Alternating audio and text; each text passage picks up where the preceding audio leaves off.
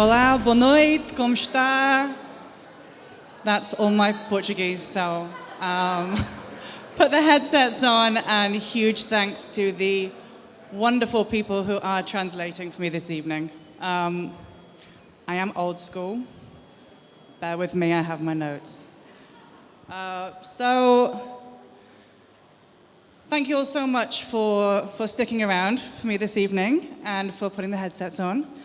Tonight we're going to be talking about navigating the adult industry, the effects that can have on your mental health, and what we can do to support performers and content creators. And if we have time, because there's a lot to squeeze into 30 minutes, what it means to actually set up a non-profit for anyone here that wants to do something in Brazil to support the sex workers here. So who am I, and what gives me, middle class, middle-aged, white, cisgender, straight woman, the right to be up here talking to you about marginalized communities? Well, I have been in the adult industry myself for 22 years, and I am aging like a fine wine, I know. I believe that with privilege, with having the privilege of your voice being heard, you should get your ass up here and have your voice heard and stand up for what you believe in, because there are very few of us in this position, and I'm honored to be one of those people and to be speaking to you this evening. Before starting Pineapple Support, as well as being a performer, I've been operations director for a chain of retail stores. I've owned my own sex toy shops. I've been on the business end of this industry for a long time. I am a survivor. I'm a trauma survivor. I'm a suicide survivor. I have lost multiple friends and family to suicide. Some because they could not access mental health care in a timely manner, which is one of the reasons that I set up this non-profit. And I'm the CEO and founder of Pineapple Support. So thank you all very much. Most importantly, I'm happy to be here. This has been an incredible journey so far.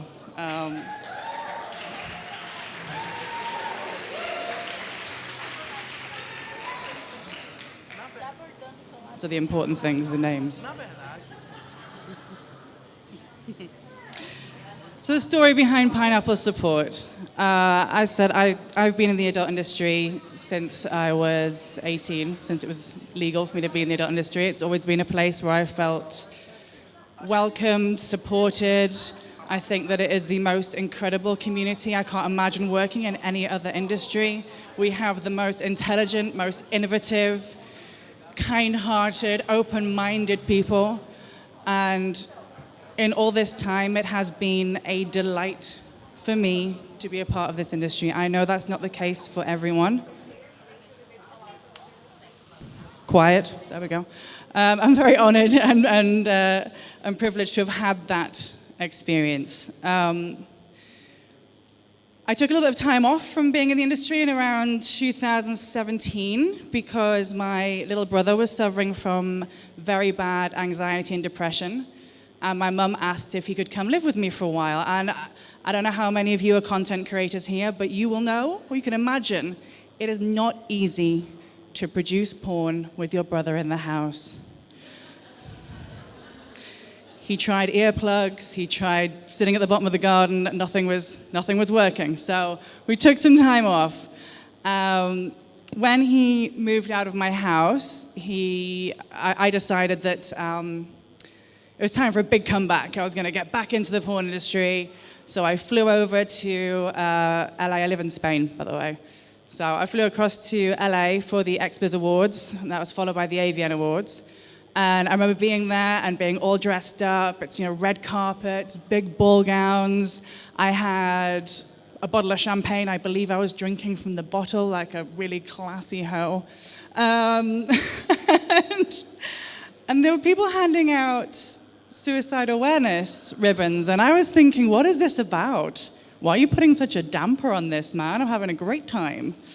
And that was until we went in, we sat down, and for anyone that's been to a big award show, you'll know that at the beginning they have a little memorial section when they read out everyone's names that have passed that year. And I was really shocked. I think from memory, there were about 18 people, and most of them were young. So that was my first kind of, this was new to me. And that was followed by the presenter talking about 5 young women who had lost their lives that year to either suicide or suspected drug overdoses, or things that could have been prevented if they had access to affordable, stigma-free mental health care. Those women are Olivia Lua, died at age 23, Shyla Stiles, 35, Olivia Nova, 20, Yuri Love, 31, and August Ames, 23. Now, these women were the tip of the iceberg. They were in all the media because they are stereotypical, young, fresh, thin, gorgeous porn stars. That's who the media is interested in. Suicide is contagious, particularly when you're feeling low, you're easily influenced, and you see women that are your idols taking their lives. It looks like a really easy way out. So after the award show, I did some digging, and it was the tip of the iceberg. There were hundreds of people unnecessarily dying because they didn't have support. And I couldn't sit by and let this continue. And this can't happen again. We cannot let this happen again. I need a third hand. So what is Pineapple Support? What was created from this tragedy? So as I mentioned, we provide stigma-free mental health care. That is the most important. We do this in a number of ways.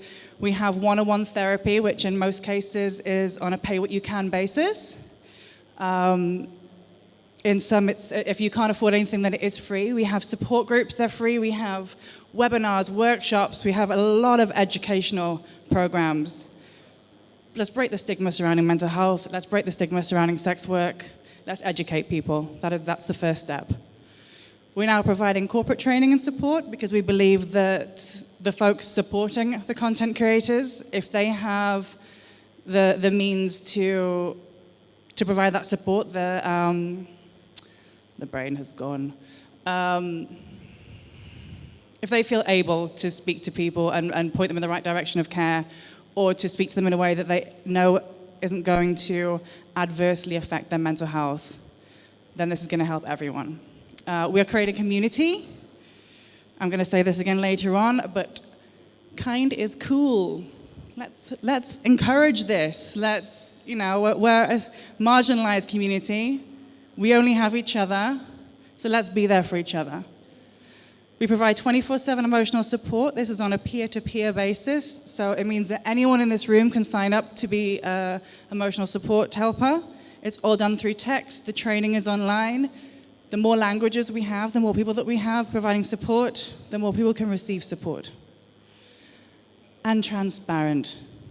Now, this has got a lot to do with being a 501c3 nonprofit, which is just jumping through hoops constantly, but it allows us to offer donations to be tax deductible, and helps us a lot in that way. So this is us. Every nonprofit needs a mission statement, and this is ours. I think it might be easier if I read it out, then it will be translated for you. So we will provide 24/7 support for all industry professionals without discrimination, judgment, or stigma. We'll provide free and subsidized therapy and mental health resources, ensuring that members of our community feel supported and cared for. We'll create a safe, caring environment in which our community can be proud. We will alleviate the isolation felt by many through the support and education. We shall promote mindfulness, positivity, and being proactive in caring for our mental health. We will spread happiness, and we will be the change. And you can also see here that we're platinum transparency.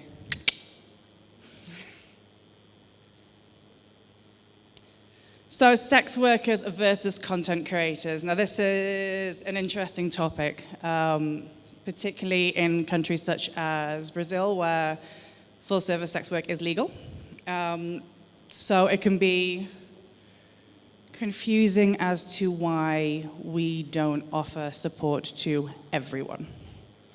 Now, for me, the definition of sex worker, this can be controversial, is anyone that is providing a service to get people off. If that's wiggling your toes at a camera, if that's eating your food on those microphones that you can hear everything, if you're doing it to get people off, then you're a sex worker, in my opinion. A lot of people don't like this, but that's all right, they can have their own opinions. The reason that we provide care specifically for content creators is because that's where our money's coming from, is coming from the platforms that the content creators work on. It's the cam companies, the production companies, the streaming sites. And at the end of the day, we only have so much money. It would be wonderful to help everyone, but it's not possible. So when I talk about sex workers and content creators, this is what I'm referring to. And yeah, I'd be very interested to speak to some of you guys here to find out what the opinions are in Brazil and how people like to be. So, yes. Ooh. Oh, later. I mean, get involved. No.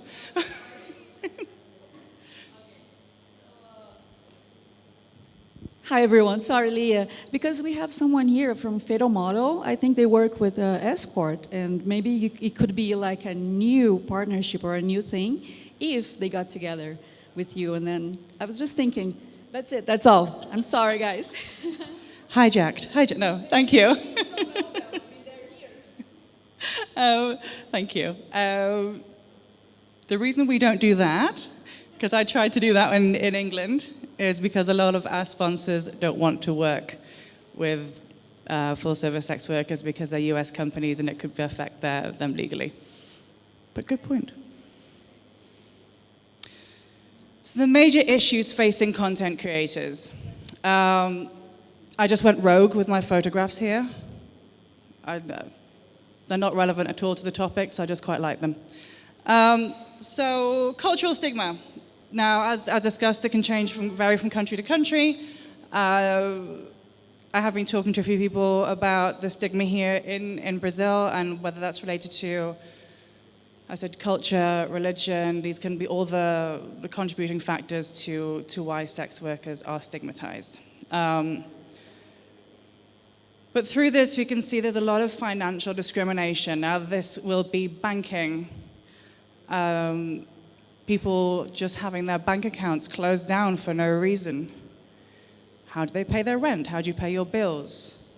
How do you know you're going to get by from day to day? How can you feed your children if your bank's just closed your account? How do you get paid from the platforms you're working on? PayPal, they'll just cut you off immediately. And it goes further than that. It goes to Airbnb. If they find out that you're in the adult industry, they can just close your account down. I have heard that Uber, if an Uber driver thinks that you're going to solicit somewhere, they can report you to the police, who will then go to where they just dropped you off, and again, you'll lose your Uber account.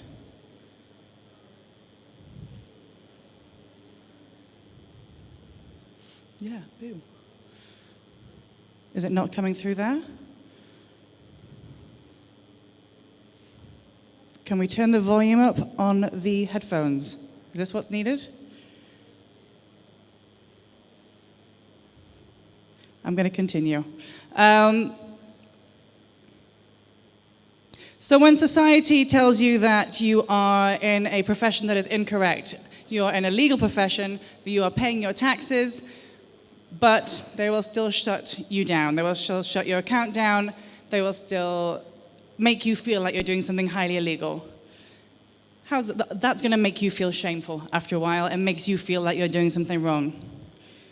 Isolation from family and friends. Now, either your family find out, for many people, and they can then decide they don't want to include you in family activities anymore, they don't want to speak to you anymore, or you're hiding it from your family, and we all know the family will find out eventually. But you're hiding it from your family. You're telling people that you are an accountant, because if you tell people you're an accountant, no one asks about your job. It's dull. Sorry if there's any accountants here. But no one wants to hear about numbers, you know? So then you know that every time you see your family, every time you speak to a family member, an aunt, an uncle, they're going to ask you about your career, they're going to ask you about your job, and you have to lie. And that is hard work. It's tiring, it's hard work, keeping up some bullshit. It doesn't feel good, doesn't make you feel good about yourself. So then you start isolating yourself from your family because you can't be bothered to do that anymore. And then with all of this comes back to the feelings of shame. And why should we be ashamed for what we're doing, which is a very natural, very fun thing to do? It's a great industry. And why shouldn't you make money from just being yourself and enjoying pleasure? Fuck yeah. Access to mental health resources. High insurance costs. In the US, it is almost impossible to get health insurance when you are a content creator. People want to charge an absolute fortune, and when you put all the rest of your bills on top, it makes life start to become a little bit impossible. And if you try and pay for mental health care out of your own pocket, I don't know how many of you have tried this, it is not cheap. We have therapists who work for us in LA that charge upwards of $350 an hour. And I mean, I don't know who can afford that. I certainly can't. And then say you do find a therapist who will treat you, who won't stigmatize you for what you're doing. So who will treat you, you can afford it, and then they stigmatize you for what you're doing. So you hear from your family, you've heard from the bank, you've heard from everyone that what you're doing is shameful, it's wrong. You're now feeling depressed, you're feeling pretty crappy about yourself, you go and find a therapist, and they confirm what everyone has just said. Well, you feel this way because you're a sex worker. No. But you can imagine the spiral that sends people on. And we want to make sure that that definitely doesn't happen. And then we get on to social media, the double-edged sword that is Twitter. X, the platform formerly known as Twitter. I don't know what they're calling themselves now. The bullying that we see on social media is just, it's horrific. And it's confusing. Why are we turning on each other? We're a community. We only have each other. Let's support each other. It's cool to be kind.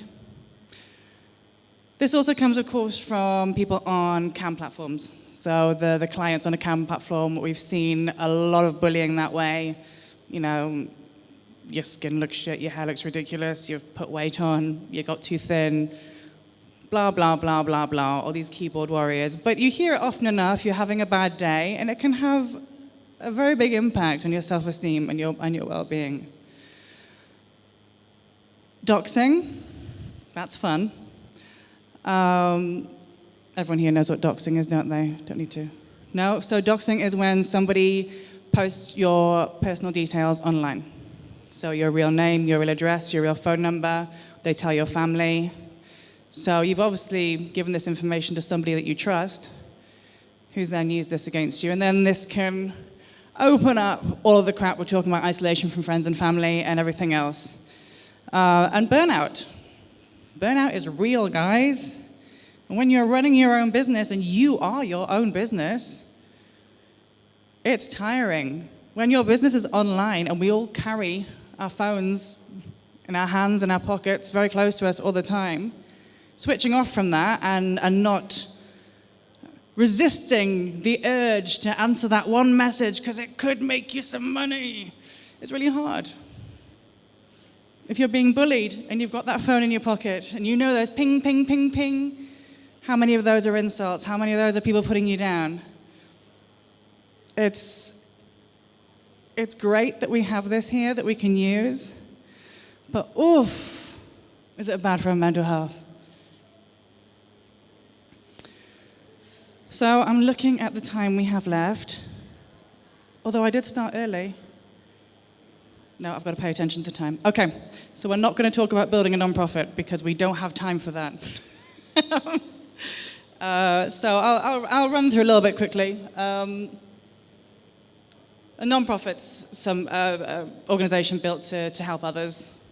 The people who created it don't take a profit from it, and you must guarantee that at least 65% of your donations go towards the resource that you're providing. We have some amazing board members. When it comes to building a nonprofit, your board members are key. They should all have a diverse range of skills. And I'm very proud to say that we have a very sexy board right there. Just going to see where we are.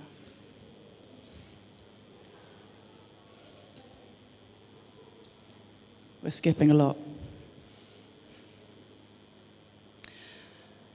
Fundraising, big part of running a nonprofit. Now, I'm not going to spend too much time on this, but what I will say, because I'm pretty damn proud of it, is in 2019, when we first launched, a lot of money has to be spent on marketing, a lot of money on creating logos, setting things up, computer equipment, yada yada. We spent 65.5% of our fundraising on therapy. 2020, 83.3%. In 2021, we spent 85.6% of all the money that we raised on therapy. In 2022, we spent 80.4%. And just a little reminder, we can't let this shit happen again. When it comes to fundraising, when it comes up to standing up for what you believe in, we've got to do this. We cannot have another set of tragedies in this industry as we have done before.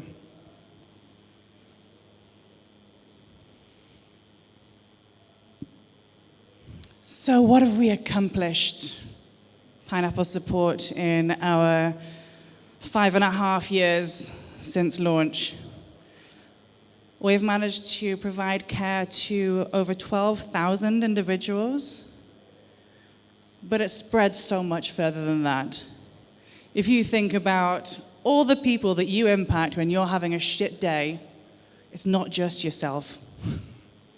It's everyone you work with, it's all of your family, it's whoever you're living with, it's any friend that dare call you on that day, or even send a text sometimes. So we have provided therapy services to 12,000 plus individuals, but the people that we've helped stretches so much further than that. We have around 74 organizations that are sponsoring us at the moment, and the sponsorships start from $1,000 a year, which is nothing. So we're very grateful for that. I'm just dropping that in there in case, you know.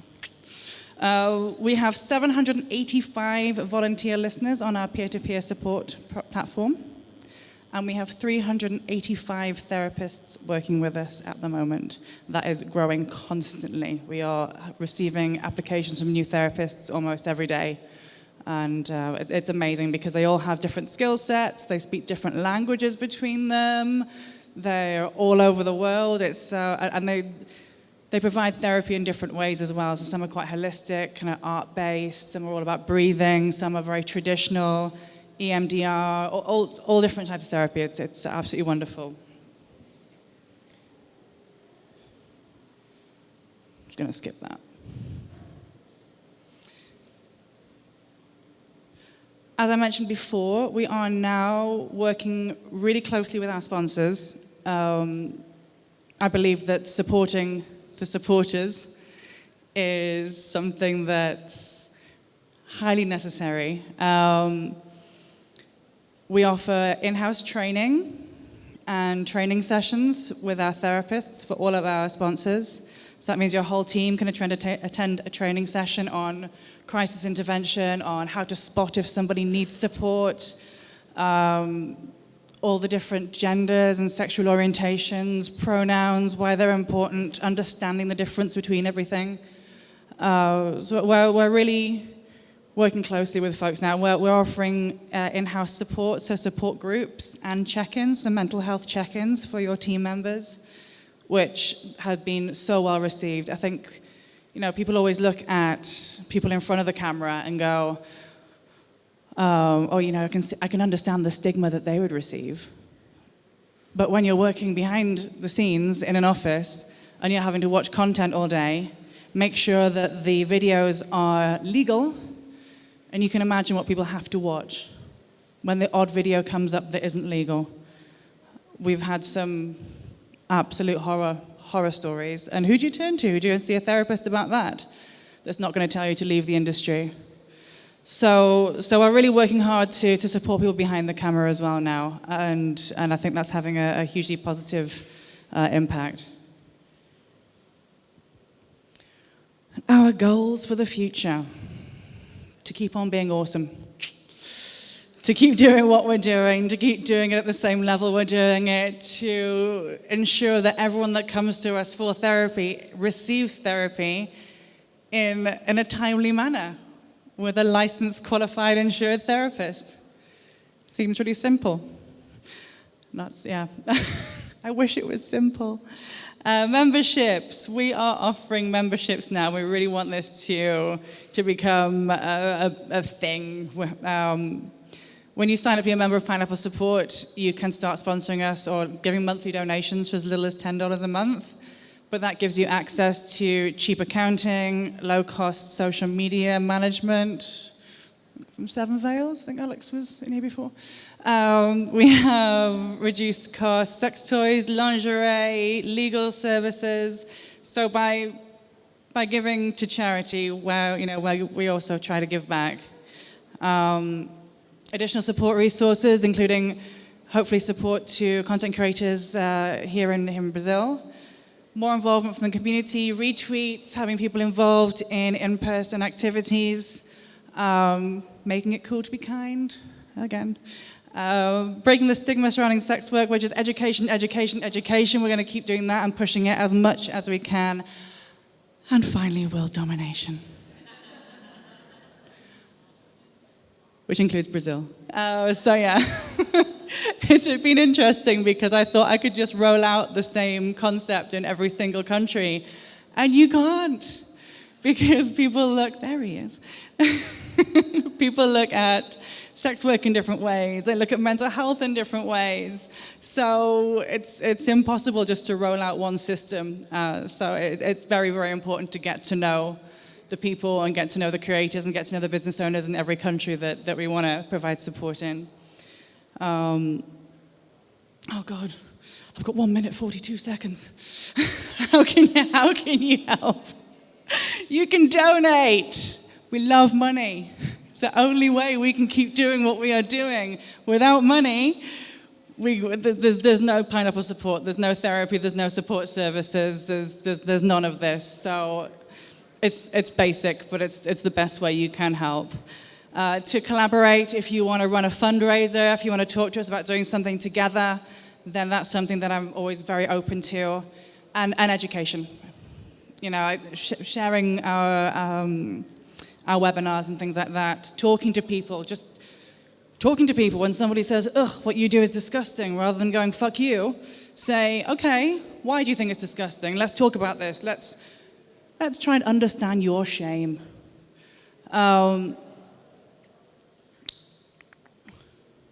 We did it, guys. If you want to reach out, please, I wish I had a QR code now. Everyone has a QR code. I feel the paper's here, so I'm clearly low tech, but. Oh, great. Cool. We've got time for Q&A.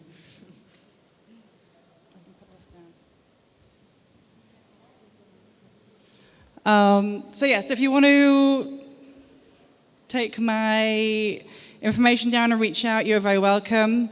You can also, it's confusing. You can, you can also let me know, and I'll give you my business card, or just come grab me and we can have a chat. Pessoal, a gente agora vai abrir para as perguntas, tá? Vocês podem, a gente vai levar o microfone para vocês, quem tiver pergunta, podem perguntar em português mesmo, ela vai receber a tradução em inglês e responde para vocês, tá ok?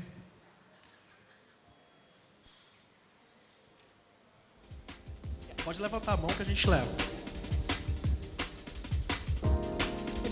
If you have a question, please raise your hand. Boa noite, meu nome é Jéssica Rintz, sou psicóloga, terapeuta sexual. Não é nenhuma pergunta, na verdade é uma observação, e eu trabalho há um tempo já com sexualidade, e dentro da clínica, dentro da minha clínica, eu pouco vejo profissionais do sexo. Então é algo onde eu acho que a gente pode trabalhar muito mais, é algo onde a gente pode estimular muito mais essas pessoas a procurarem, porque mesmo eu trabalhando com sexualidade há muito tempo, é muito raro um profissional vir procurar para tentar entender as demandas dele e tratar isso. E normalmente quando chega em algum profissional, ele não tem suporte para dar para essa pessoa. Então muitas vezes ele fortalece todo aquele estigma que a gente tenta tirar, e aí a pessoa se sente muito mais culpada, assim como você falou, se sente muito mais culpada, as pessoas apontando o dedo, e enfim, acho que é algo onde a gente pode trabalhar e ir atrás de profissionais que têm essa capacidade, porque de verdade, psicólogos, profissionais, nem todos são especializados com isso, e aí fica muito mais difícil poder indicar para pessoas que trabalham com sexo e outras coisas. Yes. Yeah, I completely agree. And please, let's swap contact details, because it would be wonderful to have some mental health professionals in Brazil to talk with and hopefully do business with in the future.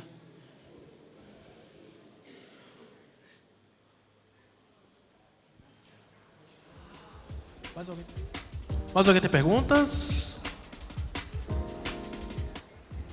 Pode levantar a mão.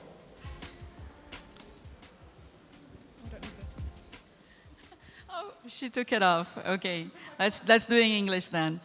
Okay, Leya, my question is, can anybody apply to be a listener? Anyone? And how can we do that? If you visit pineapplesupport.org/volunteer, or you can go to pineapplesupport.org and go to the top where it says Get Involved, and one of the options there is to volunteer. It'll take you through to a third-party website, and you will then take a course in active listening, which will, once you've taken that course in active listening, you can then become a listener. It's all done via text, so it gives you a little bit extra time to think about what you're saying, and it's also quite cathartic for the person that's writing to actually see their emotions written down, rather than just, sometimes you spew and you don't actually listen to yourself, and I do that. So yeah, anyone can do that, and then there is about 50 additional courses that you can take if you want to, and one of those is a course that we wrote ourselves, helping others to be better listening, specifically for sex workers. I think I need a wine. You mentioned that you do webinars and you educate people through that. What's the next one? Where can people see it? We have the Mental Health Summit coming up in December, and you can view that at pineapplesummit.org, or you can visit pineapplesupport.org and go down the resources. All the recorded videos from our previous webinars and our previous summits are available on YouTube, and that's just youtube.com/pineapplesupport. We're generally very easy to find. We've kept everything quite well marketed. So I have a question. So for mental health professionals that decide to volunteer working with you and who have no experience whatsoever in work with sex workers, And based on this kind of training that you have for other volunteers, would you also provide such explanation, or because it comes from a completely different world from those professionals? So it's just following what you were saying before, that many times it's not so common for them to have patients on that level, and just if you provide actually support for professionals who want to work with you and with your models. We do. I'm going to start by saying that our mental health professionals are not volunteers. They're all paid. You pay peanuts, you get monkeys, and we have really, really good, well-known therapists that are working for us. But yeah, we have a lot of people that come to work for Pineapple that are sex worker positive, that are sex positive, that they want to help the community. They just haven't worked with sex workers before. And I have no problem working with a therapist that hasn't had specific industry experience before. That's how we started. When I started Pineapple Support, it was myself and my friends who were therapists. I just happened to have, fortunately, 3 or 4 really good friends who were therapists, none of whom had worked with sex workers before. But they were my friends, and I knew they were positive about the industry, and that's what was important. What we don't want to see is clients going to see a therapist and then spending the majority of their session explaining what they're talking about, because that's just infuriating for the person going for therapy. So when people do come to us that haven't had experience with sex workers before, we have a number of courses that we will refer them to, and we will explain why we need them to do this. And one of the courses, I think, is something like $20. It's just watching some videos, it's some tutorials, but it's extremely helpful for anyone that hasn't worked in the industry before. Leya, eu sou uma criadora de conteúdo e trabalho numa agência com mais de 100 criadoras de conteúdo. E a minha pergunta é: como identificar que precisam de ajuda e, principalmente, que horas pedir ajuda?